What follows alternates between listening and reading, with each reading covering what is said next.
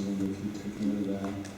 This is, we'll start with Paul, and this was submitted over the media. Do you think a city council member represents their neighborhood or the entire city? How would you vote on an issue if it was bad for the neighborhood but good for most of the city in Paul? Is that a 90-second answer, did you say? Sorry, 90-second answer. Well, the way we're structured right now is that we are voted at large, so we indeed are voted by all the cities of the city, and so we represent all of them. And some cities actually have representatives, various members of the city council, elected from each precinct. If that were the case, then you would have a little more local type of representation, so to speak. We don't have that, and maybe that's something we should look into in the future. But as I see it, I represent everyone, and I look at what's best for the community. However, I do need to look for, at certain circumstances, where the minority is not being represented, and I think their voice needs to be heard. We do live in a democracy, a republic, obviously a format where we represent everyone, and we do need to take everyone's concerns seriously and do something about it. So, yeah, here in Cedar Hills, each council member is voted by the city. It's not voted by a specific neighborhood. Whether we're to the size where we need to change that, that's very possible. Right now, there are issues in each of the neighborhoods that affect one group of citizens more than the other. But as a city council right now, we represent the whole city. That said, there are issues such as the golf course. Do we develop the east bench of the golf course into homes and make those citizens unhappy, but keep Deerfield a beautiful park or a future park and not build homes down there? We have to keep in mind that there's everybody matters. It goes back to the previous question on two groups not getting along.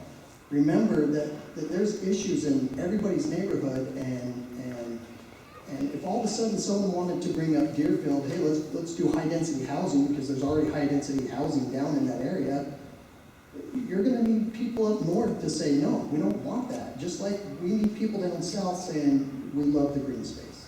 Thank you.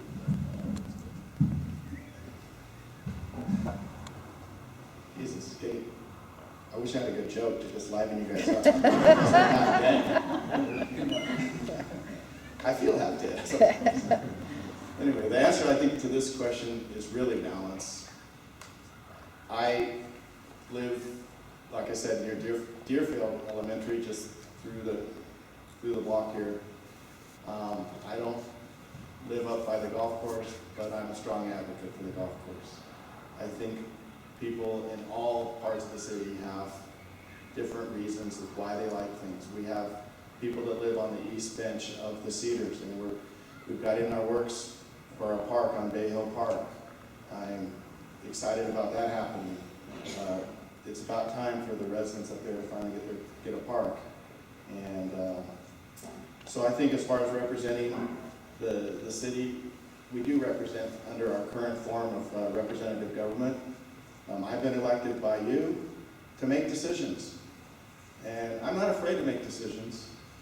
I'll carefully think them out and weigh all the issues, but I won't publish a poll or take a poll for just the sake of getting that sort of thing. I'll be happy to hear your decision, hear your opinions, but I'll make a decision on behalf of what I believe would represent the city in the best, for the best decision.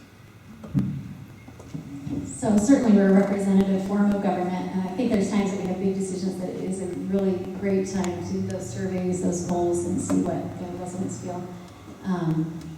I also feel that there's times when we can just find out what the majority of residents feel. Like if we're talking about a swimming pool, things like that, obviously with a survey that would give us a really good idea if we had some really good information and things like that too.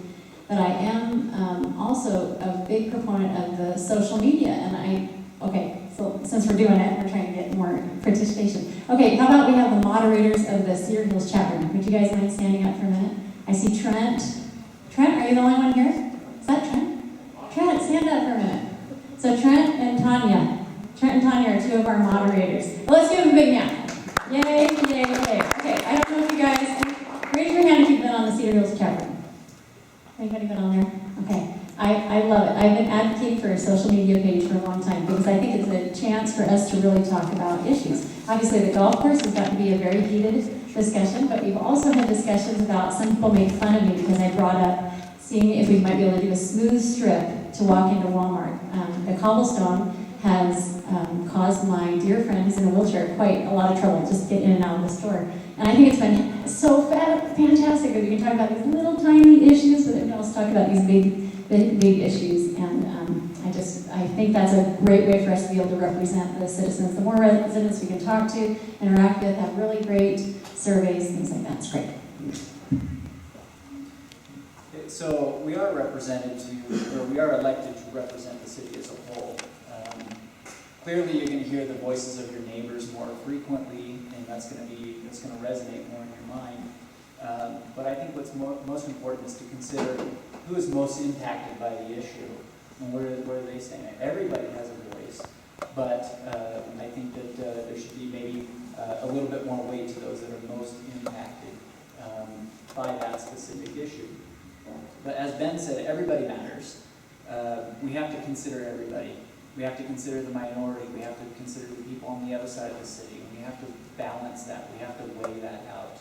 And then use the judgment that you've been elected to use to make the decision, to make the choice of what is best for the city. You are elected to represent the city, not your neighbors, but the city as a whole. And that's for every single person that sits on the council.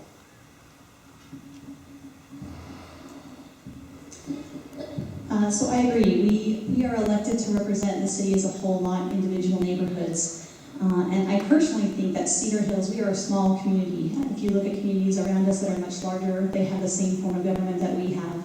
I don't think that we are so large that we can't have the form of government that we currently have. I think that our community benefits from us working together as a community and not separate neighborhoods all trying to do their own thing. Things that benefit us in one area, those who live in one area, the people who live in other parts of the city also benefit from those programs, whether they're recreation programs, whether they're open spaces, whether they're family events that the city is putting on. I think that the city has done a good job of allowing and helping residents to feel their voices are heard. We have public comments at every single council meeting. We have social media. The city has social media sites. We've had online forums. We encourage residents to reach out to their council members, reach out to city staff, let us know what you're thinking, let us know what you're feeling. And I think it's up to elected officials to be out there and engage with the community and know what the community is looking for and make sure that those wills and desires are being represented. I feel very strongly that communication is important, especially for a community as small as ours, and that Cedar Hills is it benefits quite a bit from all of the programs that we've already put in place, and we have so many residents who are involved, and I love all of our resident-driven committees that we've established over the last few years. That's really increased the volunteerism in the city. Thank you. This will be a 1-minute question. We'll start with Ben this time.